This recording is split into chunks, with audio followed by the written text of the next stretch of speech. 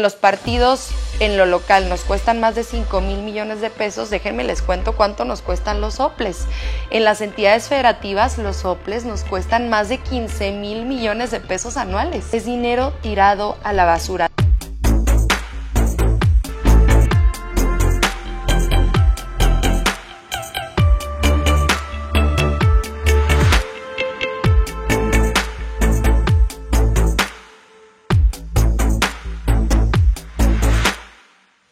Bienvenidas y bienvenidos a un programa más de El Tintero. Hablaremos de lo más destacado sobre la reforma electoral de 2022, qué contiene y cómo beneficia a la democracia mexicana.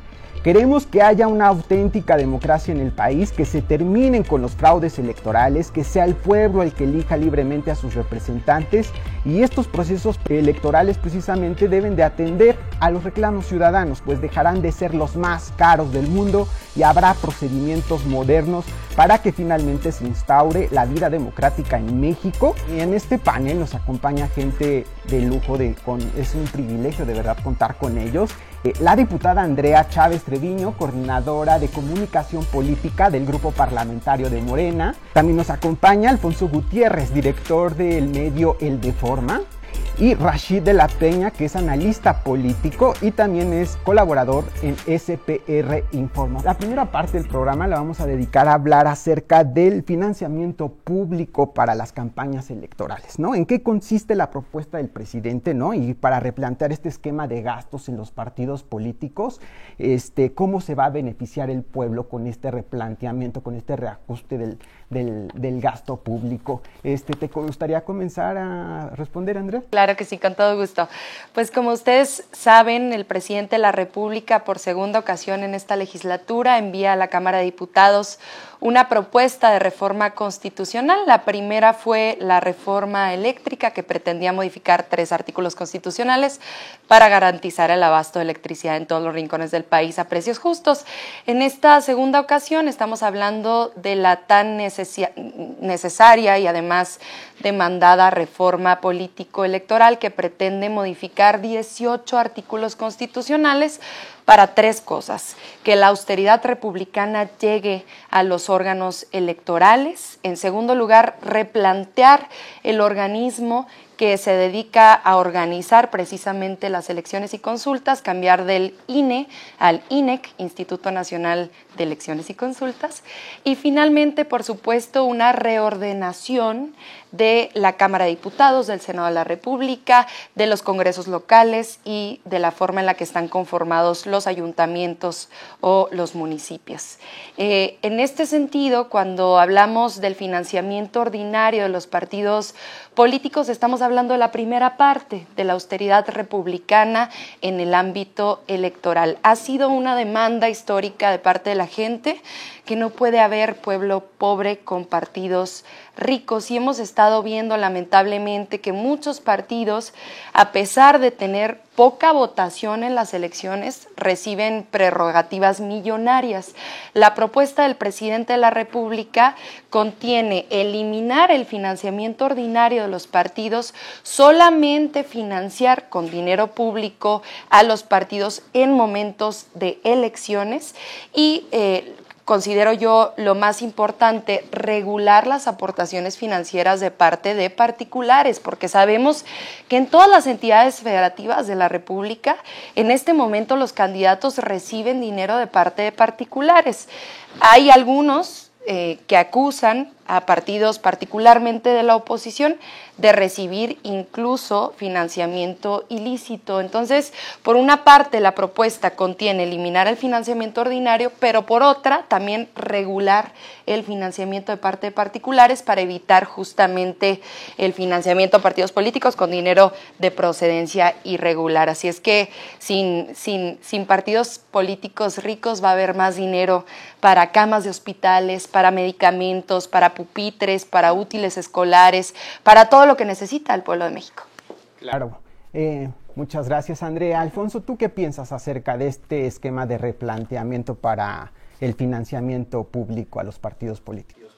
Mira, si le preguntas a un mexicano desde hace décadas, nadie te va a decir, claro, me encanta que los partidos políticos reciban muchísimo dinero, no sabes el gusto con el que pago mis impuestos, esto lo merecen los partidos políticos. Yo creo que a nadie, a la mayoría de mexicanos, nunca nos ha gustado pagar impuestos durante años porque dices, no veo en dónde se están aplicando. Y si te dicen a un mexicano, no veo que haya mejores vías, ahí están los baches, no veo luces que iluminen, ¿no?, la calle en la noche, no veo policías, no veo... Si eso te desmotiva, ahora imagínate el saber que tus impuestos no están ahí, sino que los está gastando alguien en un partido político.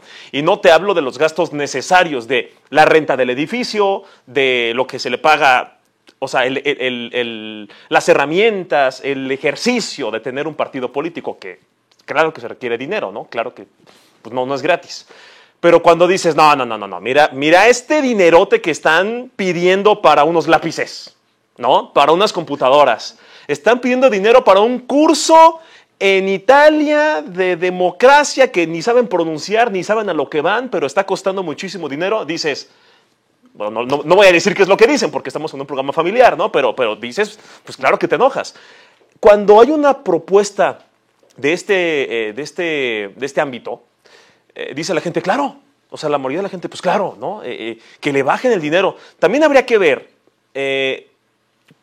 algún estudio, algún organismo externo que diga, a ver, realmente, ¿cuánto necesita un partido político a nivel estatal, municipal o nacional para ejercer su trabajo, ¿no? Necesitan computadoras, evidentemente, no un celular chafita de hace 4 o 5 años, porque ahí no se puede trabajar. En esta computadora sí, quizá en una un poquito mejor para que dure ciertos años. Es decir, un estudio así que diga, con esto puedes chambear bien, con esto puedes hacer propaganda, con esto puedes hacer convocatoria para que la gente participe en una votación, en una consulta, etcétera, ¿no? Claro que se puede. Y decir, no te pases este presupuesto. Yo creo que eso es bien necesario, estaría bueno, no sé si eso también se contempla, estaría interesante, para tampoco decir, sí, quítenles todo el dinero. Pues oye, ¿cómo quieres que chambee, ya sea Morena, PRI, PAN, PES, hay una cosa que se llama PRD, todavía creo que existe por ahí, ¿cómo van a chambear? Se requiere de eso, pero sí, claro que nos indigna ver que dicen, ay, pidieron 3 computadoras, total, 8 millones de pesos. No, o sea, tiene que haber una forma de regular eso, la gente está indignada con eso, y también tendría que haber justo este estudio para ver cuánto se requiere, cuánto es el mínimo, el óptimo y el exagerado, ¿no? Para decir, no, aquí sí párale, y regular lo de las aportaciones misteriosas, externas, que el amiguito empresario, que el amiguito mafioso, que el amiguito político, ¿no? Es decir, a ver, o sea, también habría que ver hasta dónde puede ser permitido una aportación externa. Si es permitido, si de plano no. Es una cuestión que se tiene que estudiar, pero me parece que en esencia es interesante este punto, el punto de reducir el presupuesto de los partidos políticos a lo fundamental, a lo óptimo para que se chambee bien, sin excesos y sin frivolidades, porque luego si vemos cosas absurdas que dices, oye, necesito una calculadora para hacer bien mi trabajo, pues sí, fulanito, pero estás pidiendo 80,000 pesos para una calculadora Casio de la papelería de 40 pesos. Entonces, no exageres, ¿no? Yo creo que eso tendría que revisarse muy estrictamente. Bien lo dices, no se trata de desmantelar al sistema político electoral, sino de hacer una redistribución del gasto que haga más eficiente la inversión pública en esa materia y en las que más lo necesitan. Rashid, ¿tú qué opinas al respecto? Pues bueno, esta iniciativa va en 2 sentidos. Es la parte de la austeridad y la parte de la dignificación de los partidos políticos. Cuando hablamos de austeridades, no significa no gastar, sino más bien priorizar o jerarquizar cuáles son las prioridades en la hora de ejercer el gasto público. En el pasado posiblemente se gastaba en un avión presidencial, ahora se gasta en escuelas, en programas sociales. O sea, básicamente es poder priorizar las necesidades gastando menos en otras cosas que tienen que ver con temas políticos. La parte de los partidos políticos y su dignificación, como bien lo dijo Poncho, están muy estigmatizados y la gente no quiere a los partidos políticos. Esta es una gran oportunidad para poder dignificar los partidos políticos, para también poder lograr que los partidos, sea Morena, sea PRD, PRI, PAN, se puedan activar, porque están actualmente esperando, pues están esperando el presupuesto que les va a dar el Estado, y esto pues no se logra concretizar, por ejemplo, en campañas de fomento de educación, de formación política, en campañas de civismo. Entonces, esta iniciativa ayuda a que la distribución de los partidos y la manera en la que se les da el presupuesto pueda estar mejor. Entonces, yo lo veo muy bien. Actualmente, la manera en la que se lleva a cabo la designación es básicamente para los gastos ordinarios, que es la que se va a quitar de manera temporal, porque cuando hay temporadas de elecciones va a regresar, y la otra que tiene que ver con la obtención del voto, que es aquella que se mantiene y que se va a seguir manteniendo y disfrutando cuando hay elecciones. Y la última, que es la que tiene que ver con la deformación. O sea, son 3 sectores, son 3 áreas en las que los partidos políticos tienen que destinar los recursos y que pues muchas veces no lo hacen. Claro, y si me lo permites, 2 datitos que son bien interesantes para la audiencia. Nos cuestan los partidos políticos en lo local, porque sabemos que hay entidades federativas que tienen partidos políticos con registro local que no tienen registro en lo nacional, ¿no? Pienso en Hagamos, en Jalisco, o pienso en los partidos en los estados donde todavía tiene el PES el registro local o algunos otros. Son más de 5,000 millones de pesos anuales los que nos cuestan los partidos políticos locales. Y además, otro dato para la audiencia que es muy interesante, Morena ha sido el único partido político a nivel nacional que ha donado la mitad de sus prerrogativas a víctimas justamente de acontecimientos naturales o también víctimas de la pandemia. Eso habría que reconocérselo al partido político de Morena, porque es también, en esencia, el partido político que protagoniza esta gran reforma político-electoral. Además, es algo muy curioso porque es el partido que está impulsando una iniciativa que va a modificar un sistema que en la actualidad le beneficia. O sea, actualmente el partido Morena, como es el que más votantes ha tenido, pues tiene mayor presupuesto. Claro. Entonces, él justamente con la inercia de que reciba el Estado, el pueblo, se puede decir que esa erogación que se está dando a los partidos, dice, vamos a sacrificar o vamos más bien a solidarizarnos, y aunque es una iniciativa que nos afecta, pues vamos a impulsarla para que ese gasto se pueda distribuir a la población. Yo tengo una pregunta, y la contraparte, evidentemente ustedes saben que el Partido Azul no es mi mejor amigo, pero ¿qué podrían argumentar ellos y decir? Es que, claro, como Morena tiene la mayoría, pues claro, no pierde, si a todos nos recortan, nos rasuran el presupuesto, pues siguen teniendo dinero, y nosotros estamos siendo víctimas nos están chupando todo el presupuesto, nos quieren desaparecer. ¿Podrían argumentar eso ellos? ¿Podrían decir, pues claro, son los más grandes? Y ojo, no digan que los estoy defendiendo porque evidentemente no lo creo así. No lo creo así porque en la actualidad se tiene contemplado el financiamiento de partidos mixtos, el que tenemos en la actualidad. Con esta iniciativa se va a abrir la puerta de que la iniciativa privada, los privados, puedan aportar a los partidos con los que más se sienten identificados. Entonces, eso no podría pasar en el caso del PAN, porque lo que les sobra al PAN son amigos ricos. Entonces, lo que sí se va a garantizar para que no vaya a haber un exceso en la donación, por llamarlo así, es mecanismos pues, que no superen las donaciones. Mecanismos que aún no conocemos, Poncho, porque recordarle a la audiencia que esta es una reforma constitucional. La Constitución Política de los Estados Unidos Mexicanos contiene preceptos generales, abstractos. En caso de aprobarse, en caso de lograr la mayoría calificada aquí en la Cámara de Diputados, en el Senado de la República, en los congresos locales, esta reforma constitucional, después estaríamos discutiendo las leyes reglamentarias en donde podríamos establecer justamente cuál sería el mecanismo de otorgamiento de ese financiamiento extraordinario en época de elecciones, cómo se haría la entrega porcentual de acuerdo justamente, claro, de acuerdo al porcentaje de participación o de votación que tenga cada partido político. Es decir, todavía estamos en una primera fase y tendríamos en un segundo momento que discutir las leyes reglamentarias que traerían pues absolutamente todas esas dudas que todas y todos. Sí, porque ya sabemos que nuestros amiguitos azulados, no importa lo que se decida, se van a quejar, eso es un hecho. Pero los que sí decimos por acá, bueno, quizá tendría sentido, ¿no? Que, pues claro, el partido mayoritario va a decir, no, todos a la mitad. Pues sí, ¿no? Porque es como el más rico, pues pone más para el pomo, ¿no? El más fresa, pues coopera más y no le duele al invitado que dice, apenas traje para el agua mineral y también quieren que yo ponga la mitad. Pero pues realmente ya con este mecanismo a futuro, en el que se discute el porcentaje, mira, no es justo para un partido tan pequeño, vamos a, no sé, regularle tanto de aportación externa, no lo sé, creo que también es un tema que tendría que tocarse. Claro, ambos son muy relevantes. Regular los esquemas de aportación de particulares a actos de carácter político electoral es necesario y es urgente. Y por otro lado también es una oportunidad para todos los partidos políticos, para todas las ciudadanas y ciudadanos que están interesados en promover la democracia de manera ordenada y de manera fiscalizada, ¿no? Porque no se van a eliminar los criterios de fiscalización por parte de estas instituciones electorales para rebasar los gastos de campaña y que estos sean invertidos de manera adecuada para los fines a los que fueron destinados. Ahora me gustaría que hablemos un poco de la transformación del INE al Instituto Nacional de Elecciones y de Consultas. Andrea, ¿tú qué opinas de esta propuesta?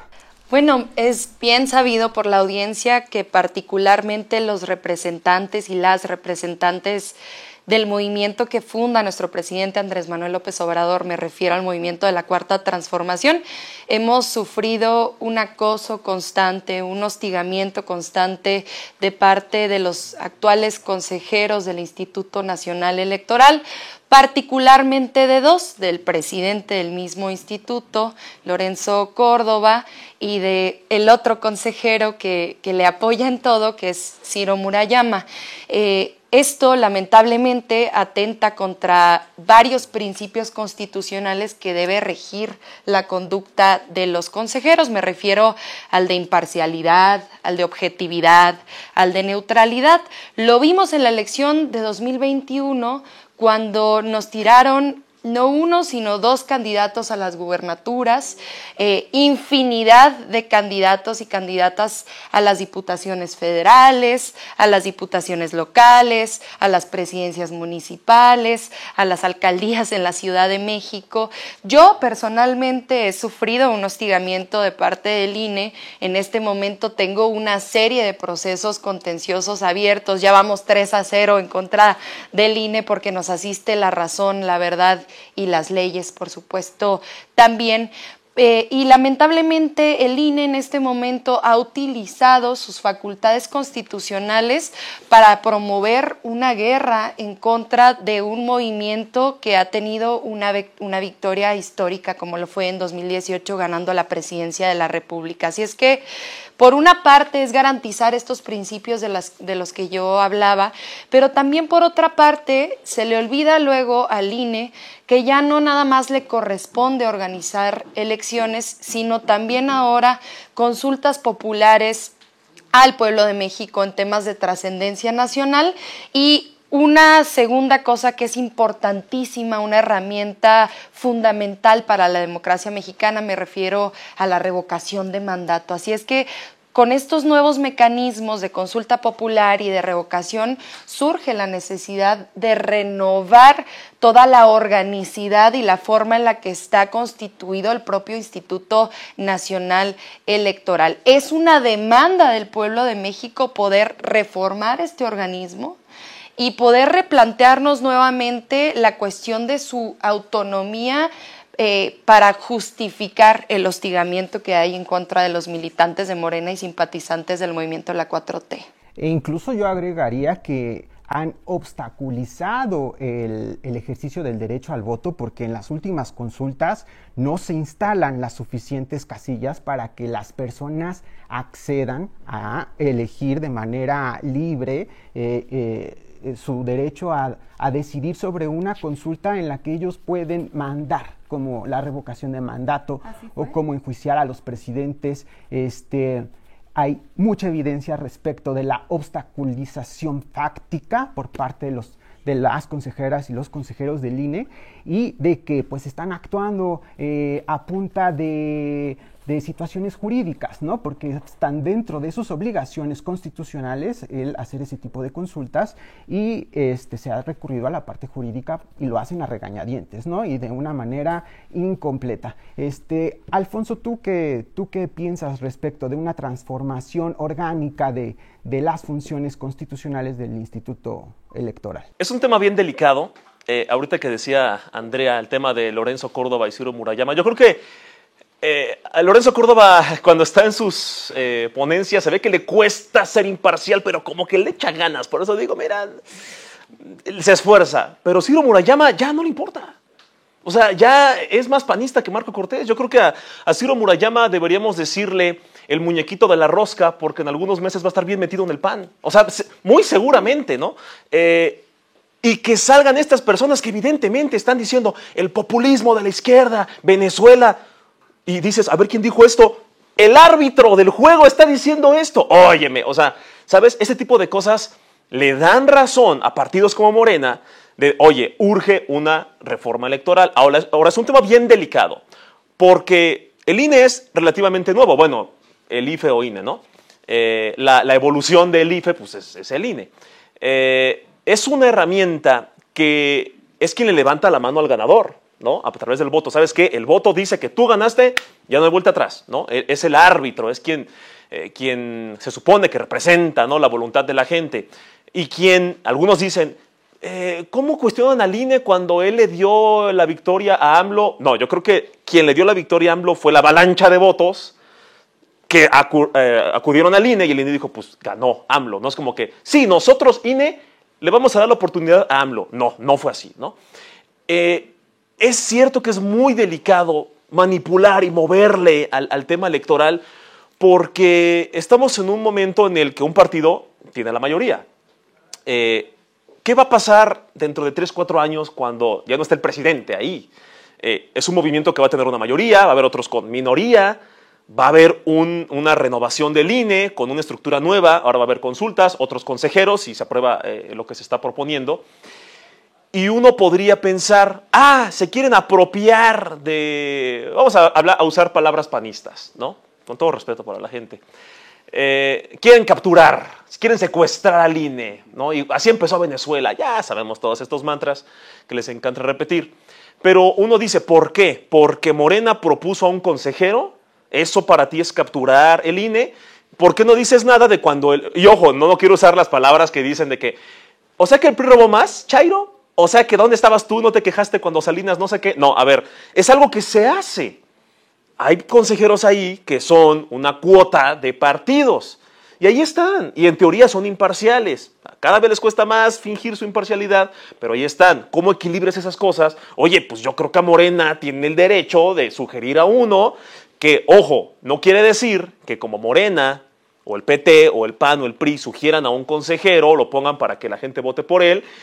Tienen el derecho, estos consejeros, de decir, Morena, Venezuela, el socialismo, y un consejero sugerido por Morena que diga, los neoliberales nos quieren atacar. No, todos los que están ahí tienen la obligación de ser imparciales porque son los árbitros. Y yo sí creo que cuando vemos a un par de consejeros, principalmente este último que dije, el muñequito de la rosca, yo creo que dices, oye, hay algo ahí que está fallando. O sea, no puedes tener a alguien así publicando libros, los peligros de la izquierda socialista, chavista, cubanista, fidelista y términos mocinista, ¿no? O sea, términos que se inventan para asustar a la gente. Dices, tú eres el árbitro, cuate. ¿Cómo?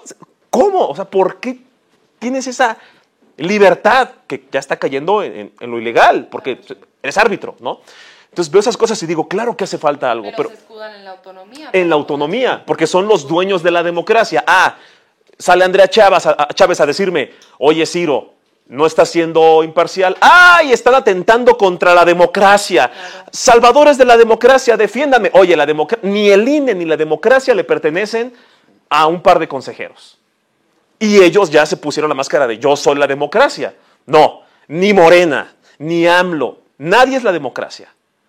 Mucho menos gente que está supuestamente siendo árbitro y evidentemente no son imparciales. Y si lo permiten, antes de que nos comparta su comentario, Rashid, yo me encuentro muy preocupada en este momento porque he estado escuchando spots oficiales en radio, he estado viendo algunos anuncios promovidos por el actual Instituto Nacional Electoral, un poco defendiendo su actividad, y lo que a mí más me preocupa es que en esos videos y en esas grabaciones que salen en el radio están utilizando a menores de edad, niñas y niños, a defender al INE, cosa que es gravísima según nuestras leyes, ¿no? Entonces yo creo que el Instituto Nacional Electoral también en este ejercicio de discusión sobre la conformación de un posible nuevo organismo electoral tendría que también ser neutral.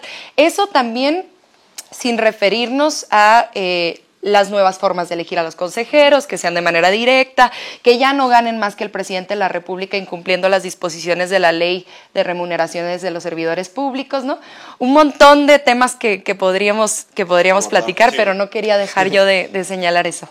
No, pues ya han dicho muchas cosas que están dentro de las preguntas del programa. Como bien dices tú, ellos, los panistas, dicen que defienden al INE.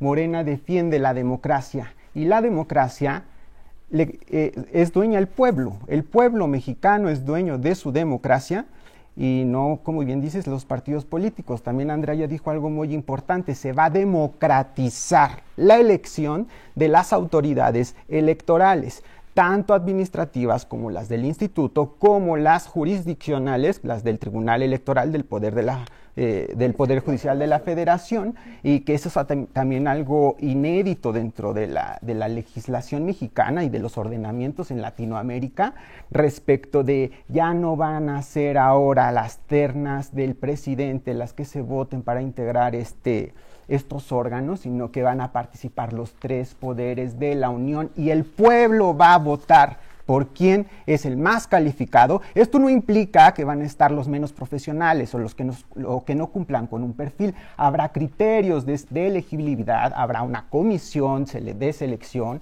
y habrá una votación pública para que ustedes vayan y elijan el que consideren que es el más apto, el más capaz, el más competente. Adelante. Algo que ha estado nutriendo la oposición y en particular el PAN estas últimas semanas es: van a desaparecer el INE. Cuando es algo completamente contrario, más bien se va a fortalecer el INE, se va a añadir la parte de las consultas, porque el INE nos ha demostrado que no está viviendo en el momento histórico, no está acorde al momento histórico que estamos viviendo. Acabamos de presenciar diferentes eventos de democracia participativa.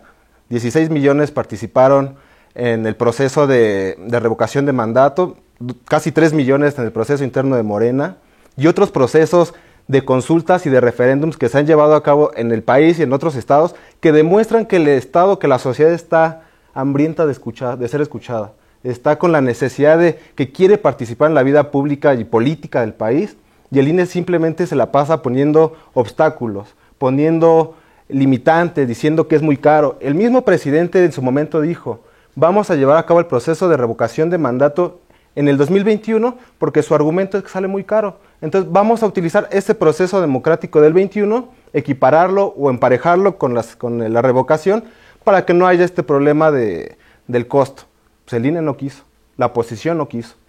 Entonces estamos viendo que el INE se está quedando corto frente a las necesidades que estamos viviendo. En la actualidad, muchos consejeros tendrían que ser imparciales, pero tienen en la frente el partido que los puso.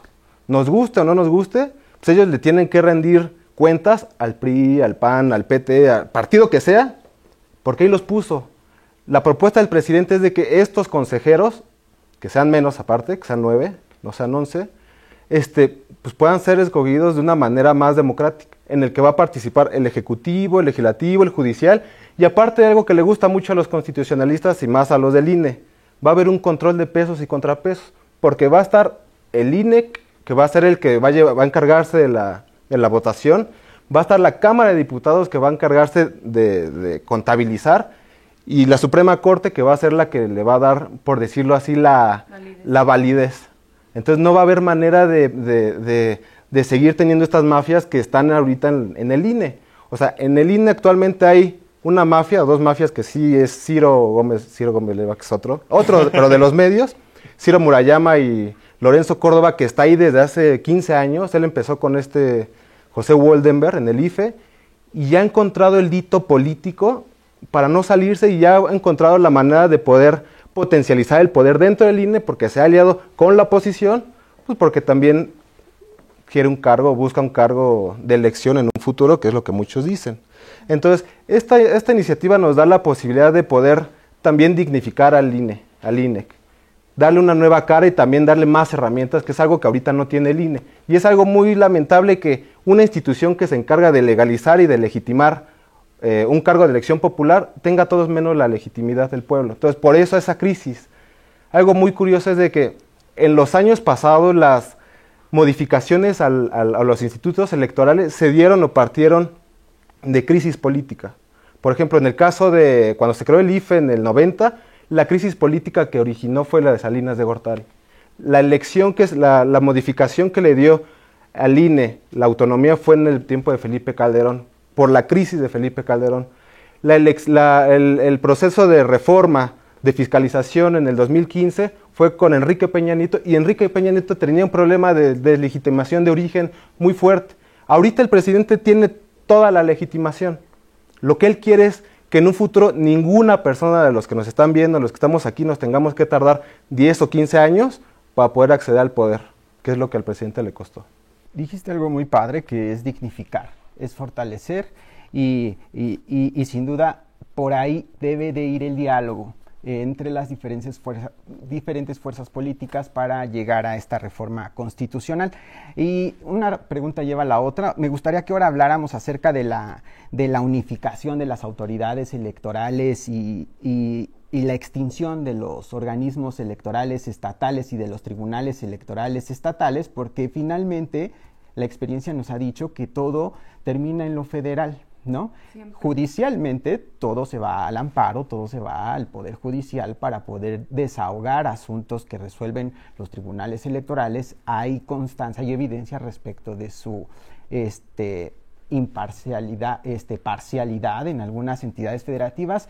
¿Tú qué opinas respecto de esta unificación de facultades ahora a nivel central? Bueno, es bien sabido por todas y por todos que muchas magistradas, muchos magistrados en estos organismos electorales locales son electos a recomendación justamente de quienes ostentan la titularidad de los poderes ejecutivos estatales, es decir, gobernadoras y gobernadores, ¿no? Y al igual que, como ya adelantaban Poncho y también Rashid, que se da a nivel nacional con los consejeros y consejeras del Instituto Nacional Electoral, estas magistradas y magistrados pues rinden cuentas a esos jefes políticos y lamentablemente inclinan la balanza hacia quien ostenta el poder en ese momento.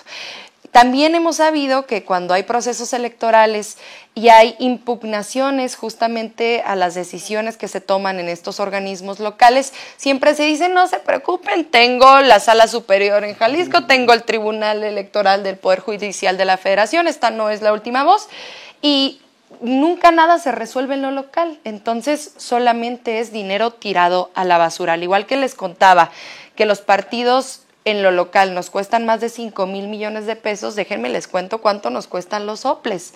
En las entidades federativas los soples nos cuestan más de 15,000 millones de pesos anuales. ¿Qué no se podría hacer con ese dinero si al final nunca tienen el ejercicio de la toma de decisión sobre una candidatura, sobre un proceso electoral? Entonces es dinero tirado a la basura, dinero que se podría utilizar en programas sociales para adultos mayores, en becas para jóvenes estudiantes y trabajadores, en apoyos para madres solteras. Son más de 15,000 millones de pesos anuales. Es un dineral, es un aparato burocrático que ralentiza todos los procesos y que además nos cuesta demasiado dinero. Ustedes saben que la Cámara de Diputados es el único órgano, es una de las facultades exclusivas que tiene la Cámara de Diputados, la decisión sobre el presupuesto de egresos de la Federación. Y tenemos que hacer un proceso justamente de ponderar qué es lo más importante, qué es lo más necesario.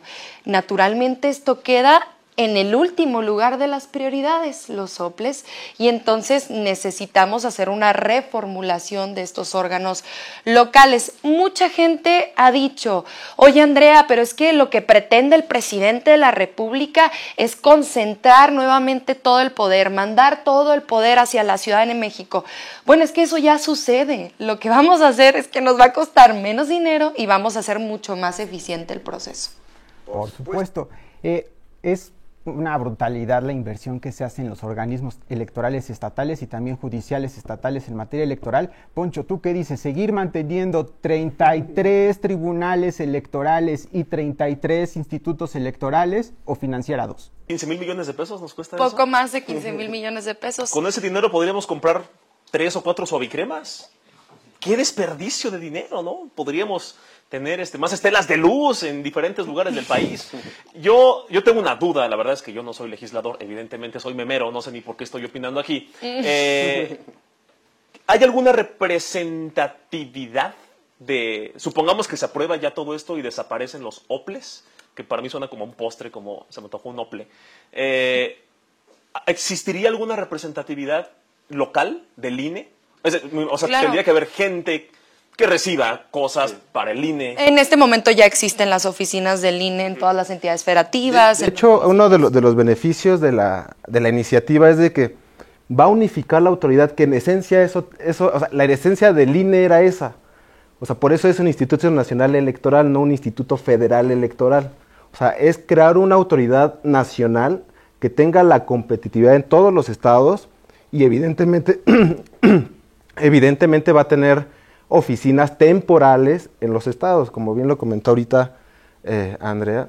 En la actualidad pasa, pero no solamente hay eso, sino hay OPLES, hay tribunales, o sea, si nos ponemos a pensar en todas las autoridades en materia electoral, es el INE, el Tribunal Electoral del Poder Judicial de la Federación, la Fiscalía especializada en delitos electorales, los tribunales locales, los OPLES, o sea, es un mundo de tribunales, de instancias, aparte un mundo de leyes, que también es otro de los beneficios que nos puede dar la iniciativa, es que por fin se va a unificar o codificar el sinfín de leyes, es decir, más de 1,500 artículos en materia electoral tenemos a nivel nacional, 5 ordenamientos a nivel nacional más los locales, entonces se vuelve un área muy técnica, un área muy técnica porque también hay un grupo económico y político que le conviene que siga siendo muy técnico, en lugar de que sea algo que sea más digerible para la sociedad.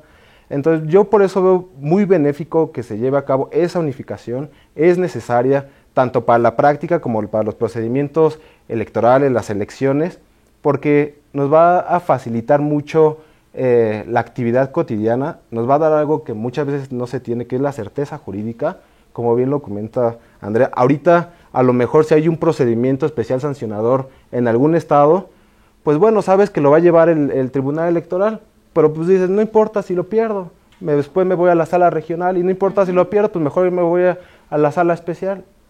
Entonces, prácticamente los tribunales también están de papel. De oquis. Hay propuestas que dicen que valdría la pena crear una tercera sala en la Suprema Corte de Justicia de la Nación que vea los temas electorales. Eso ya sería a lo mejor tema de otra mesa de análisis y demás.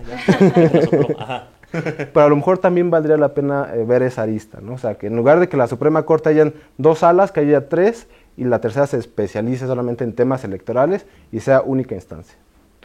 Y esa podría ser otra.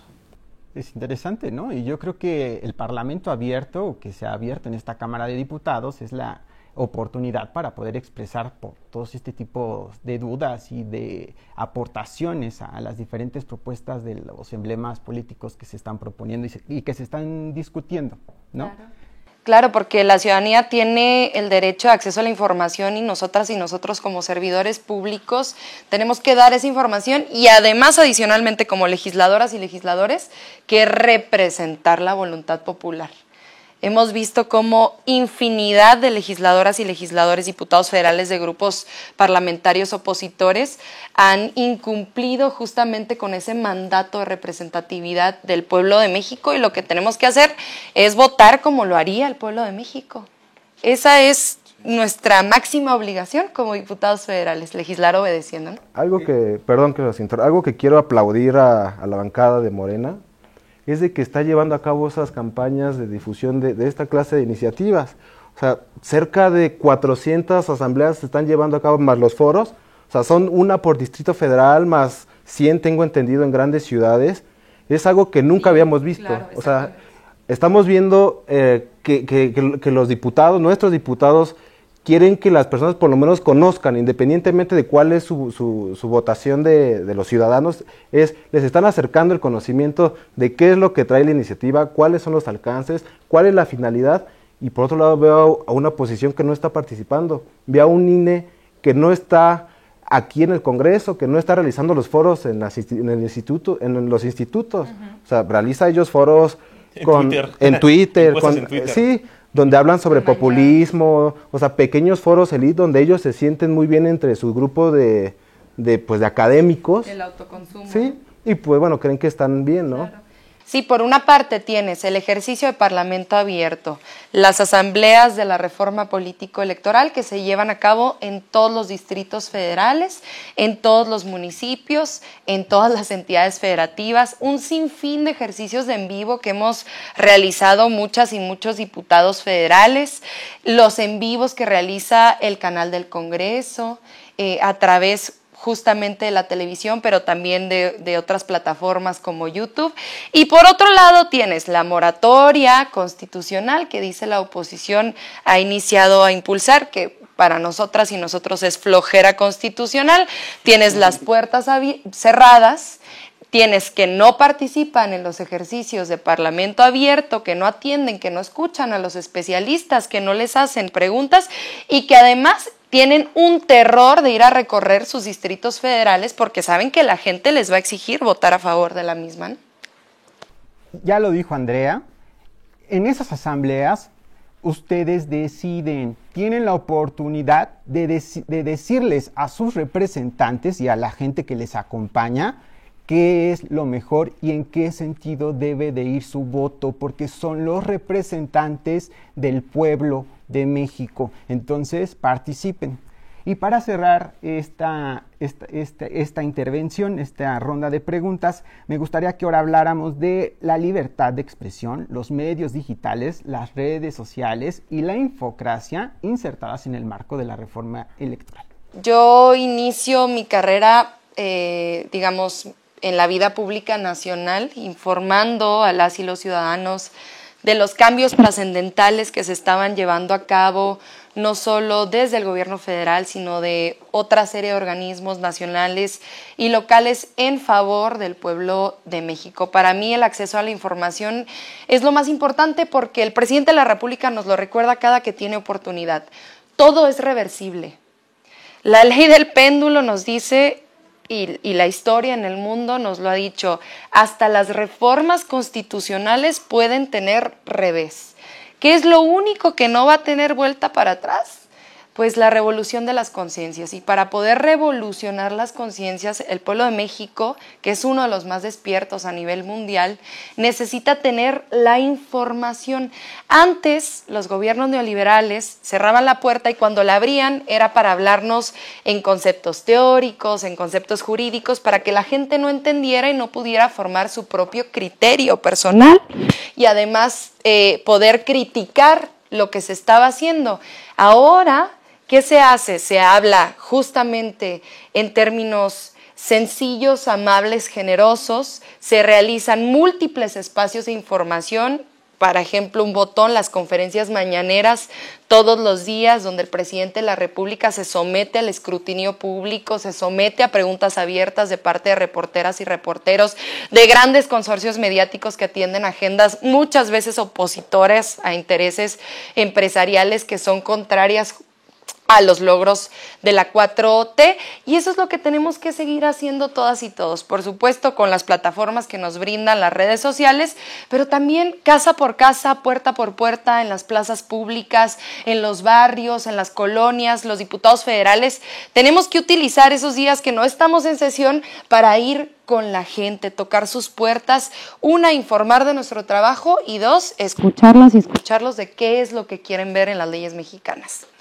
En la actualidad estamos viviendo justamente una fuerte oleada de infodemia, de campañas de odio, que también valdría la pena contemplar y ver en las leyes secundarias cómo se va a llevar a cabo este estudio o esta limitación de cómo la gente, o más bien cómo nos pueden garantizar en temporadas electorales que estas campañas de odio de las que el mismo presidente fue víctima y sigue siendo víctima hasta la actualidad, se sigan propagando, ¿no? Entonces, la iniciativa sí busca llevar incluso a un rango constitucional el uso de la tecnología, el voto electrónico, también la nueva manera de hacer campaña a través de las redes sociales, una nueva forma de hacer comunicación política. Entonces yo creo que pues es un buen momento para poder utilizar ahora sí que las benditas redes sociales y poder comunicar pues a la gente en general, pues cuáles son los triunfos y también cuáles son las derrotas, pero al final de cuentas que haya esa apertura del conocimiento y de lo que se está haciendo y de lo que también se está omitiendo. Entonces yo lo veo por ese lado muy, muy interesante empezar a abordar y empezar a ver una nueva manera de comunicar a través de las redes sociales, que pues bueno, lo vemos y hay muchas plataformas que hacen un gran trabajo y que tienen un gran impacto muchísimo más considerable que los medios de comunicación tradicionales. Este tema de las noticias falsas, de la desinformación, de las campañas de odio, de la capitalización del amor o del odio en contra de un político o un partido o un grupo político, es bien interesante. Para mí es un privilegio estar viviendo en estos momentos de la historia, no solo por el que a mí me tocó ir al ciber, ¿no? Y 10 pesos la hora, y ahí me vi. ¿Tienes impresión a blanco y negro? O sea, a color ahí tienes, ¿no? Me tocó vivir eso, pero también me tocó vivir que en el celular o en el baño te estás informando, o sea, estás ahí en la taza y estás consumiendo noticias, ¿no? O quizá te estás desinformando. O generando, ¿no? O generando noticias. Bueno, en el baño podrías generar noticias, pero no sé, no hay que ser muy creativo para eso. Pero me parece un momento precioso que estamos viviendo en comunicación. Pero ha cambiado mucho la forma de comunicar. Ya no hay un estándar. Ahora cualquier persona con un talento, llámese verbo, ángel, carisma, belleza, ¿no? Puede alcanzar a más personas que alguien muy preparado en cuestión de que tengo 1000 carreras, tengo 1000 doctorados, o puede que una persona en su cuarto con un celular que dice yo sí voy a informar bien, yo no voy a tergiversar, tenga más alcance que un fulanito que toda la vida fue famoso en grandes medios de comunicación, pero que ya lo han cachado en muchas tergiversaciones. Que transmitas en 4K, que seas un referente de la opinión, que seas famoso y millonario, no le da más validez a tu opinión que la de un cuate que está en su cuarto y que ya vio todas las versiones de la noticia y dice, bueno, yo creo que está pasando esto. Y ese cuate en YouTube tiene más alcance que este otro. Y obviamente les duele hasta acá porque dicen, ¿cómo este tipo con su Alcatel del Oxxo tiene más alcance que yo en este estudio súper nice, ¿no? Pero también está el otro lado. Cualquier persona puede desinformar con un Alcatel del Oxxo, ¿no? O puede desinformar desde este estudio gigante profesional. Entonces yo digo, oye, claro que necesitamos un periodismo que incomode al poder, pero a todo el poder, no a este poder que les quitó cierto dinerito, y a los de acá que les dieron muchos billetes y que está comprobado, a esos no me los tocan, pero con nada, a esos no los incomodan tanto. Amigos que están consumiendo a los medios de comunicación tradicionales y a las redes sociales, por favor, no se claven con una cámara de eco, escuchen todas las opiniones, principalmente con las que no están de acuerdo, forman un criterio y entonces sí opinan. No se nutran, o sea, desconfíen en alguien que les dice lo que quieren escuchar. Esa es una muy mala señal. La reforma electoral democratiza los medios de comunicación. Va a dejar un piso parejo, porque como dijeron todos, pero yo me acuerdo mucho de algo que dice Andrea, que ahora la política no solamente se hace en el territorio, sino también en el aire digital. Entonces es importante establecer, ahora que se van a establecer los límites de los tiempos en medios de comunicación, no solamente tradicionales, sino también digitales, cómo se va a hacer política a partir de la reforma electoral y de dejar las condiciones para que cualquier ciudadano, cualquier partido político tenga la misma oportunidad, combatir la infodemia, las mentiras, la infocracia, que es la clase acaparadora de los medios de comunicación, tanto tradicionales como digitales, y de establecer unas nuevas condiciones que mejoren la vida democrática de México. A manera de conclusión, Andrea. Pues sí, puedo pedirles un favor. Ya saben que nunca lo hago, pero si pudiera yo pedirles un favor sería que investigaran quién es su diputada, su diputado federal, quién representa su distrito federal aquí en la Cámara de Diputados, qué senador o qué senadora representa su entidad federativa. En el sitio oficial de diputados.gov, en el Senado también, pueden ustedes acceder a los correos oficiales. Yo les rogaría que ustedes puedan compartirles a sus representantes sus opiniones sobre esta enorme reforma constitucional, la reforma político-electoral, para que esos representantes tengan que obedecer el sentido de su voto. Esa es la democracia, que el pueblo gobierne, y para eso estamos los representantes, para legislar obedeciendo. Así es que esa sería mi petición. Además, por supuesto, que sigan los ejercicios del Parlamento abierto, el contenido del canal del Congreso, que atiendan a las asambleas informativas de la reforma político-electoral que habrán de realizarse en sus distritos federales, que no dejen de comentar qué opinión les merece este proceso histórico, porque estaremos muy atentas y muy atentos. Además, aquí les estaremos representando, dando la batalla, como siempre, con argumentos, con estudio, con previo conocimiento de causa al momento de discutir esta reforma en las dos comisiones dictaminadoras, la Comisión de Reforma Político-Electoral, la Comisión de Puntos Constitucionales, en donde soy integrante, y luego también al interior del Pleno, en el Salón de Sesiones. Cuenten con que aquí estaremos sin miedo y sin temor a nada. Muchas gracias, Andrea. A ustedes. Alfonso. Para concluir, yo invito a la gente a que se informen, invito a las personas, justo como dice Andrea, a que vean quiénes son sus representantes locales, ¿no?, en la Cámara, o sea, que sepan qué es lo que se está legislando, porque luego decimos, es que la política, qué flojera. Oye, papacito, la política administra el dinero que estás pagando, tus impuestos. Y si te quejas de que no hay policías o de que no hay alumbrado público o algo, es porque quizá no has presionado lo suficiente, no has exigido lo suficiente a tus representantes, que de cualquier partido político, tú hayas votado por Morena, por PAN, por el PRI, todos los que están en la Cámara te tienen que representar, ¿no? O sea, les estás pagando de tus impuestos para que hagan bien su trabajo. Hay que exigir. Parte de esa exigencia es, antes de ir yo a decir que todo está mal, pues déjaleo en que, a ver, ¿cómo podría yo exigir que haya alumbrado público en este ejemplo? Ok, tal y tal y tal, ya vi que la dependencia, ya sé con quién voy a ir. Ok, mira, una propuesta para renovar el sistema del alumbrado público. A ver, no estoy de acuerdo, yo creo que no, déjame ir a ponerme en contra. No pasa nada si al político con el que simpatizas le exiges y le criticas, y tampoco pasa nada si al político que no te cae bien le aplaudes algo cuando sí lo hace bien y que consideras que está bien. No pasa nada, eso es un camino necesario, y más en estos tiempos de política en México. Muchas gracias, Alfonso. Rashid.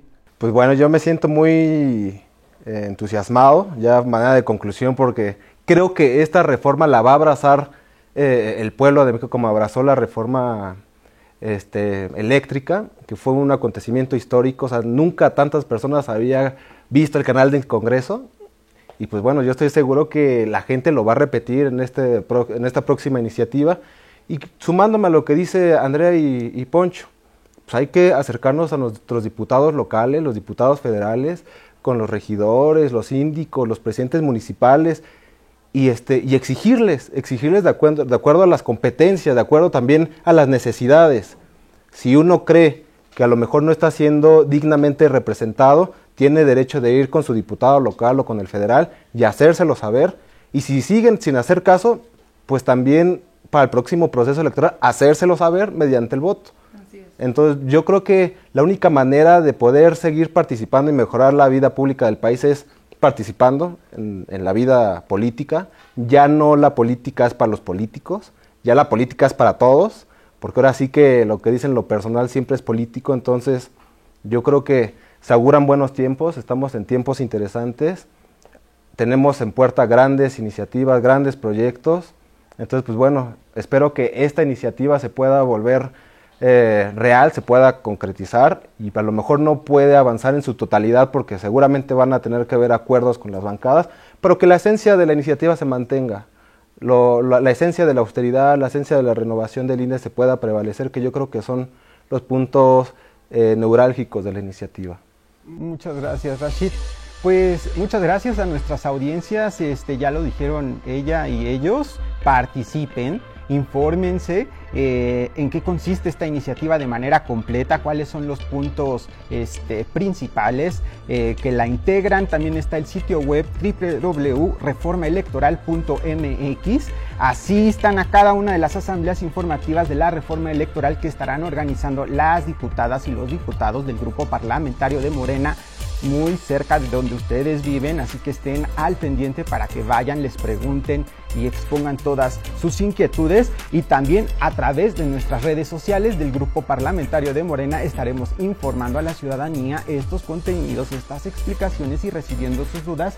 Y por supuesto, síganlos a ellas y a ellos en sus redes sociales. Y pues muchísimas gracias, ha sido un enorme privilegio tener a personas tan influyentes, tan inteligentes y con tan interesante opinión respecto de la reforma electoral. Hasta pronto.